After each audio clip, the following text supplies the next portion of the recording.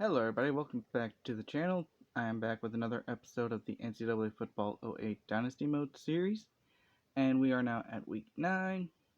Well, week 10 actually. Well no, it is week 9. But for the ESPN Magazine it's week 10. Speaking of which, let's go and get into the new polls, which include the BCS rankings, where number 1 we have is Florida. Number 2 is TCU. Number 3 is Wisconsin, so far BCS agrees with the coaches poll. LSU is number 4. Nebraska is number 5, which according to the coaches poll, they should be number 6. Florida State's number 6, when in the coaches they're number 5. And we'll get more into all this in the actual coaches poll.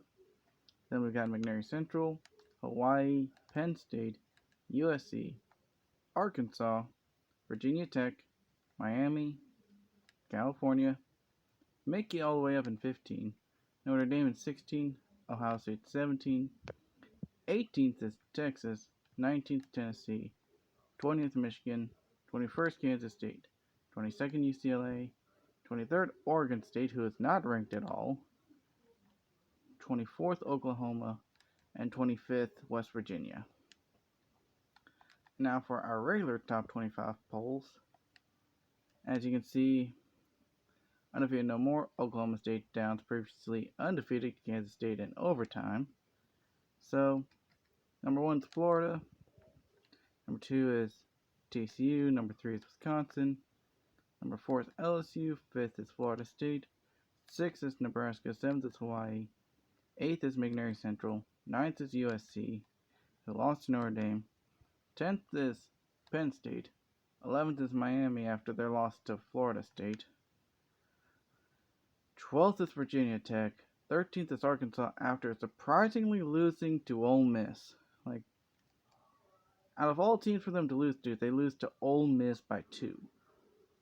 Just proves to you anything can happen in college football, you know. 14th is Cal, 15th is Texas. Although granted, that loss for... yeah, because I think that opens up more for LSU now to claim the West in the SEC. I'll probably do a conference video if possible. But 13th is Arkansas, 14th is Cal, 15th is Texas, 16th is Ohio State, 17th is Tennessee, 18th is Notre Dame, 19th Mickey, 20th Michigan, 21st UCLA, 22nd West Virginia, 23rd Oklahoma, 24th Kansas State, and 25th, back inside the top 25, is Boston College. The media says that Florida stays number 1, TCU stays number 2, but LSU should be number 3, Wisconsin at number 4, Nebraska number 5, Florida State number 6, McNary Central number 7, 8th Penn State, 9th Hawaii, 10th USC, 11th Arkansas, 12th Virginia Tech, 13th Miami, 14th Notre Dame, 15th Cal, 16th Mickey, which Cal and Mickey swapped spots even though Mickey won. It was against Navy. Not that big a deal. 17th Ohio State, 18th Texas, 19th Oregon State. They fall a couple of spots during their bye week. 20th Kansas State, 21st Tennessee, 22nd Michigan, 23rd UCLA, 24th Boston College, which they remained there in the media poll, and same with Oklahoma at number 25. Now, the award semifinalists, that's going to be its own video. I'm not going to make this like 40 minutes long going through all the awards and people and the awards. So that's going to be its own separate video. But for our bottom 10, and as you can see in the SEC East, for example, McNary Central is the only team undefeated in conference play. Meanwhile, with Ole Miss getting their first conference win, too, of all things, against Arkansas. That opens up the door for that end of the year matchup. You know, Hawaii's undefeated. Mickey's undefeated. Miami and Virginia both have suffered losses, so that's going to make that matchup interesting. Big Ten going to get interesting. Big 12 looks like it's a collision course between Nebraska and Oklahoma. Big East, it's a battle between Louisville, Pittsburgh, and West Virginia. Conference USA, Tampa Bay's kind of running away with that. Looking like they're going to face Tulsa at the end of the year. And now with the independent conference, they don't have, you know, a conference schedule because there's only 3 teams. Right now, it's kind of looking on the collision course of Ball State and Miami University, so we might have 2 Miamis in the conference championship week. Mountain West, TCU and New Mexico are facing off. No, not this week. Probably next week. Ooh, that's an interesting game for next week for Mountain West rights. And USC is the only undefeated team conference-wise for the Pac-10.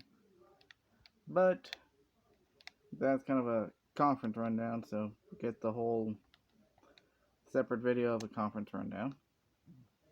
But anyways, bottom 10 time. And we are starting off with Wyoming. And the Cowboys have just 11.2 points per game and can't seem to find their offense anywhere. They just need something to turn anything around and get one win. They are also the only winless team in the nation.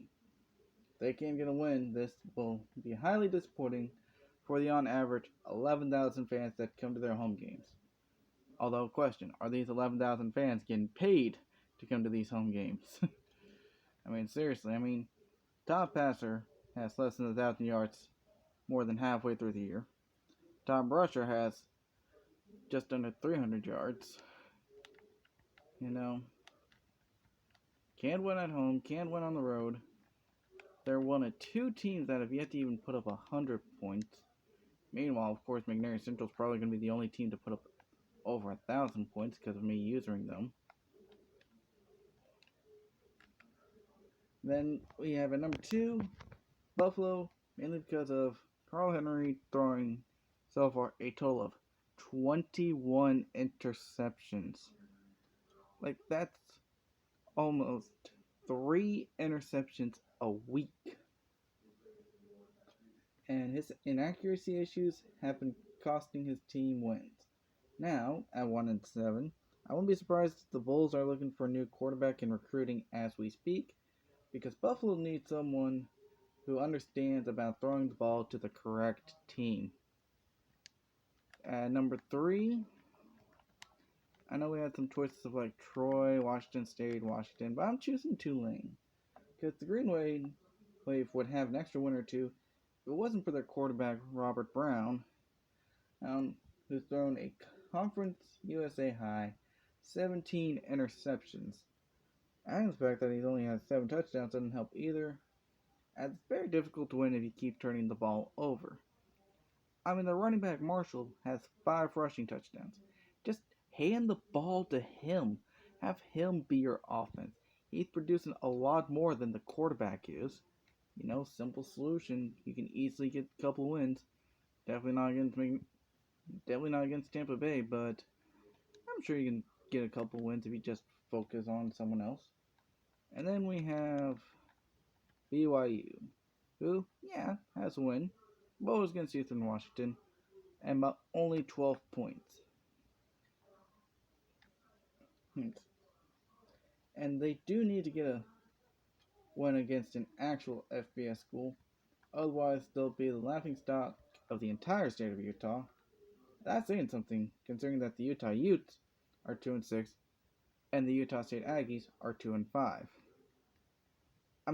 Bright side, their quarterback is somewhat accurate. 19 touchdowns, 15 interceptions, so they at least know to throw it to the right person, you know. And number 5, I think you just saw a bit of them with me doing the sorting, but it is the Marshall Thundering Herd. Yeah, they're the only other team who doesn't have 100 points total for the year, joining Wyoming. And this is highly disappointing for an offense who, on paper, is ranked B minus overall and should be averaging 20 points per game, not 12. They need to find some spark in any way, just so they can at least look more competitive recruiting rather than just laying down and taking their beatings like it's just a weekly thing. I mean, for them, they've had quarterback issues the entire year, so, I can't put it all on Nick Graves. So, it's not fully his fault, it's just the fact that he's kind of thrown into a situation where it's like, I'm not sure if I'm the right guy for this right now. And at number 6, we've got ourselves a nice, comfortable friend. The overrated at the beginning of the year, Stanford. After being so highly ranked to start out the season with basically the overall they had, and actually I think the previous season, real life, they finished the year 1-11, and yet they were ranked 75th in the nation. They've been nothing but a disappointment for their fan base. 1-6, 0-5 in conference play, and their only win coming against San Jose State. It's definitely not something people were expecting from a school who started off the year at 75th in the nation. They need some momentum somewhere. Otherwise, recruiting will be hard for them to do. And this is an Andrew Luck that I plucked from the future. So nobody knows about him as an actual NFL quarterback. So you can't use, hey, we have an NFL quarterback as our head coach trick. And at number 7, I've got a team in the same conference as me, and who, yeah, their points allowed is pretty high because they faced off against me. But still, at 2-6, we have the Auburn Tigers. The Tigers have been on a downhill slide, but on one hand, it's through no fault of their own, really, having played Florida, McNair Central, Arkansas, and LSU in 4 straight games and being beaten by a total score of 351-20. Now you can kind of take McNair Central score out a bit because of it being like a 255 to nothing drumming, but still, it doesn't bode well for anyone's confidence. And their 20 points have come in the last 2 games too. So the first 2 games, they were shut out by Florida, and then shut out by McNair Central. And they got some points against Arkansas and some points against LSU. And with all of them being conference opponents as well, it doesn't make any better with recruiting. Players may want to go to those schools that beat them rather than to Auburn to help them out. A matchup against Ole Miss could be a turnaround game for them, but Jordan-Hare Stadium should be a bit on edge, and also a bit worried considering that Ole Miss just beat Arkansas. Like, that's a mental fact I still can't get over in this game. But like I said, it's the sports world. What do you truly expect? And number 8, I have Indiana. If I can find them anywhere. There they are. But yeah, the Hoosiers start off well, but now they're a 3-5 record and haven't done well dealing with conference play. They definitely need to find some spark in conference play, otherwise they'll just perpetually finish anywhere between 3-9 and 4-8. They already got 3 wins, so hopefully they won't lay down for the rest of the year. But the problem's not their passing game, though. As you can see, their quarterback has 16 touchdowns and 8 interceptions, so it's not a passing issue.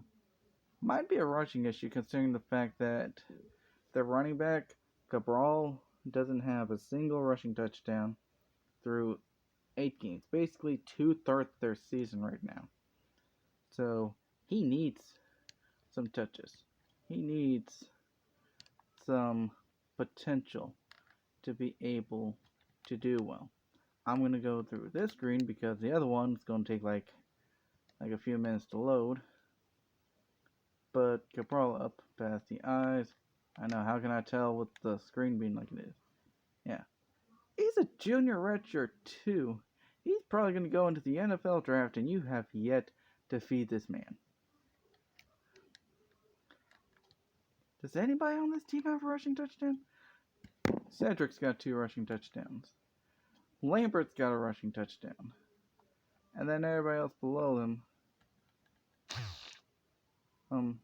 doesn't have a rushing touchdown. But the 2 people behind Cabral on the chart here have rushing touchdowns, and yet Cabral doesn't. Now, I don't know if he was injured at all during the year. Hadn't been paying much attention to Indiana. But off we go to the next team,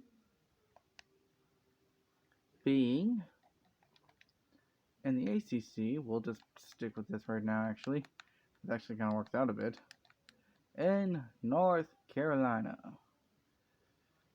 And they had some time to recover, but they might need prayers going against Mickey Devils, as they should just, instead of focusing on trying to get the upset, focus on their next game afterwards, which will be against Maryland, at least at Chapel Hill.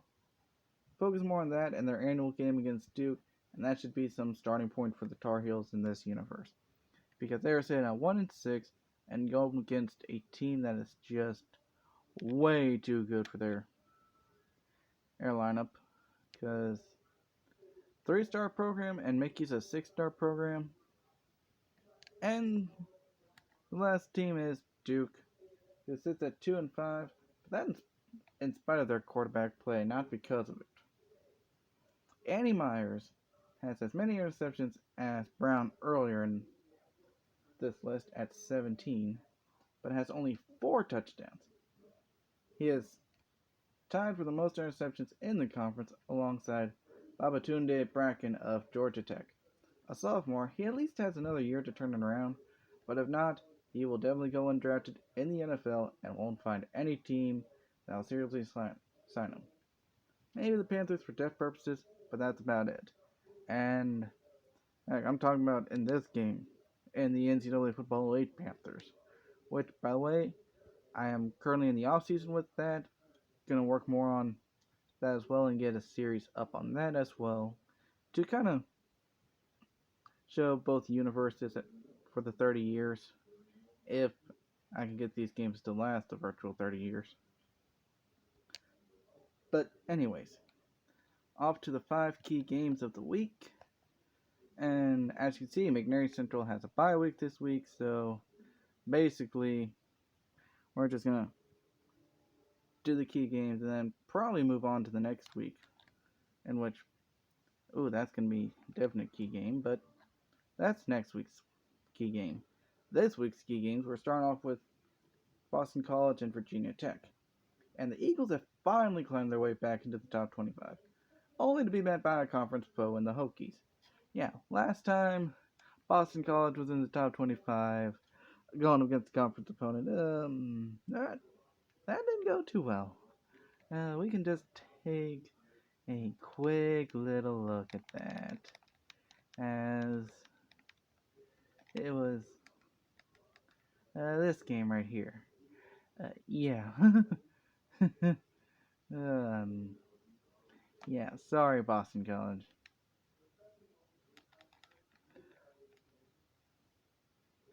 Virginia Tech may have the ranking advantage.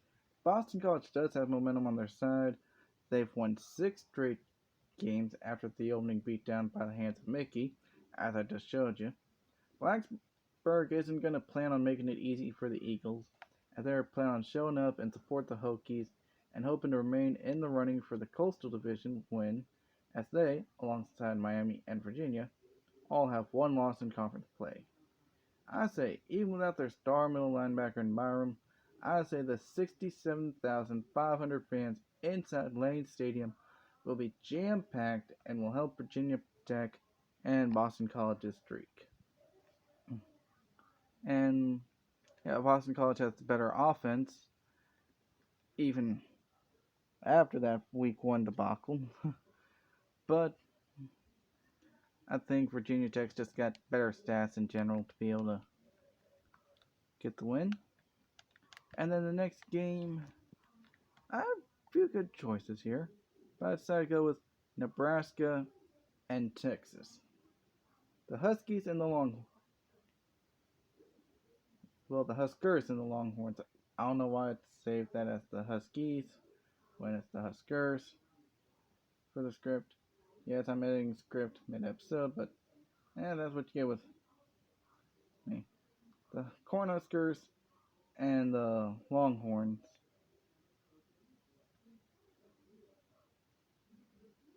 Horns go head-to-head in Austin in a big-time Big 12 matchup and a top 25 matchup that can easily shake up not only the hierarchy of the Big 12, but also of college football in general.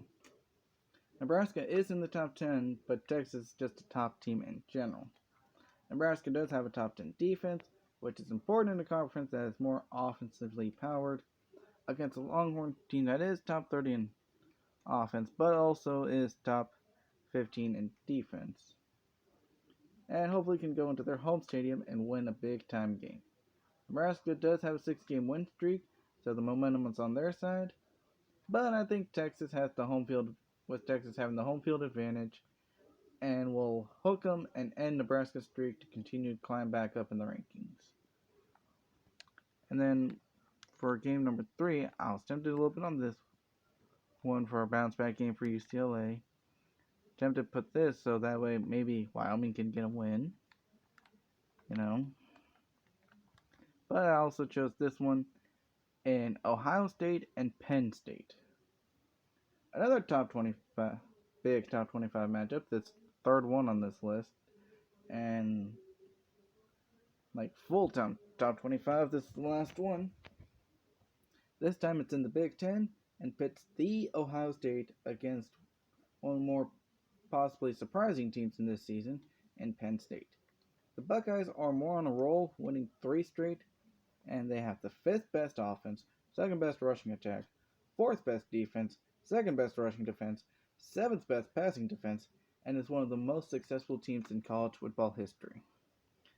But Penn State and the Nittany Lions have the heart to play amazing football, as seen not only in the other key games on here in this series, but also just the entire season with them having close games more often than Ohio State has had. So, in University Park, the Nittany Lions have the passionate fan base that can play equalizer to the Buckeyes' skill set. And I believe that will be the difference maker, as Penn State will be the winner here and get back into their winning ways and rise back up in the rankings. And yeah, even though they won last week, I still say they're going to continue to win and rise up even more. And hope to get a top bowl game still, even after losing to Wisconsin and not being able to get the Rose Bowl appearance that they would love to have. I scouted a bit more, kind of thought about this one because of possible Pac-10 hierarchy. Thought about this one just to include Sun Belt. I would have included this if the 5th ranked curse didn't end. Kind of wanted to include this, but I didn't. Wanted to include this because it's a trophy game, but this one has bigger implications in Pittsburgh and Louisville. Yes, an unranked matchup in the key games this week. I know. Shocker. But in the battle of Big East opponents and a battle of 7-win teams, both on 7-game win streaks, go head-to-head. Pittsburgh is one of the last few undefeated teams in the nation, along with Hawaii, Mickey, McNary Central, and TCU.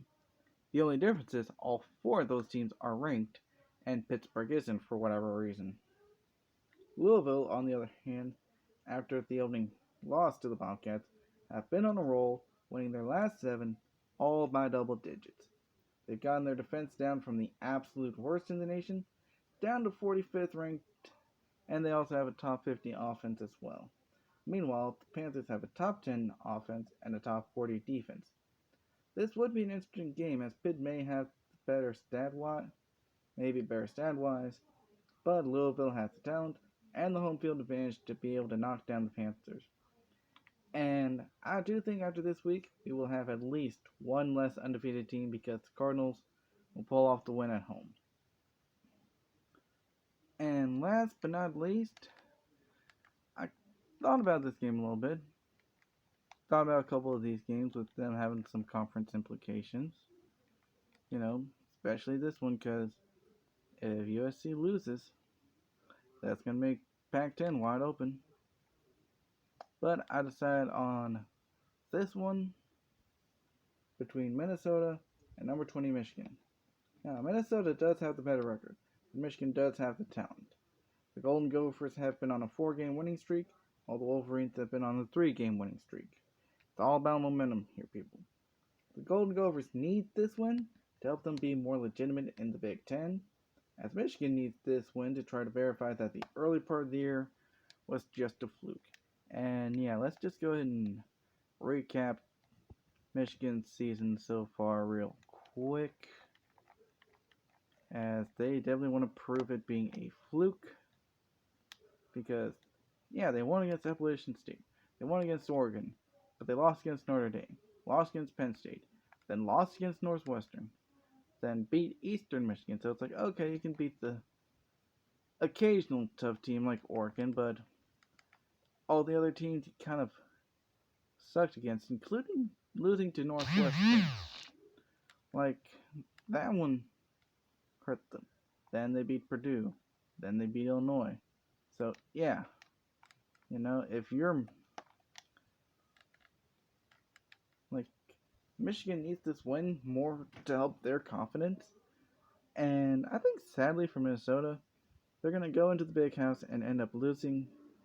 And the Wolverines will continue going in the Big Ten because at this point, I don't think they're going to win the Big Ten at all, because they did suffer 2 conference losses, and the top teams in the conference, I believe, all have 1 loss. So, yeah, if you're a fan of Michigan, you need the teams the likes of Penn State, yeah, including Minnesota, Wisconsin, and Northwestern, all to take losses. So that way you can still have somewhat of a shot. So that'll give Ohio State still a shot, Iowa a shot, which would easily knock the conference race back open, including Michigan State, have them back in if they win this week. But that's all for this week, and I will see you all next time.